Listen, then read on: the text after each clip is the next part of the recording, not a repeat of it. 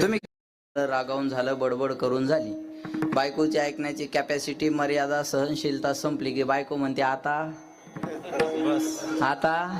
बास झालं. मी आहे म्हणून बरं आहे, नाही ती एखादी पळून गेली असती.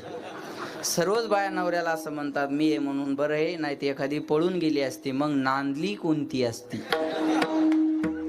तो प्रश्न अजून शिल्लक आहे, तो सुटला नाही. आणि बाया एकदा बोलायला सुरू झालं की माणसानं फक्त श्रवण भक्तीचा आनंद घ्यायचा.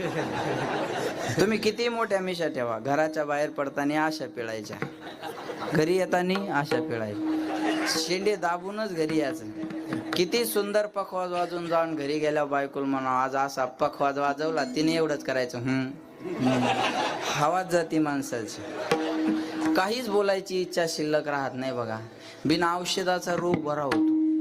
आणि ज्याची त्याची बायको ज्याला ज्या भाषेत कळेल त्या भाषेत समजून सांगते. शिक्षकाची बायको म्हणते मला शिकू नका, पखवाजाची बायको म्हणते थापा मारू नका, बारकाची बायको म्हणते तुम्ही केसानं गळा कापला, महाराजाची काय म्हणते न सांगितलेलं पण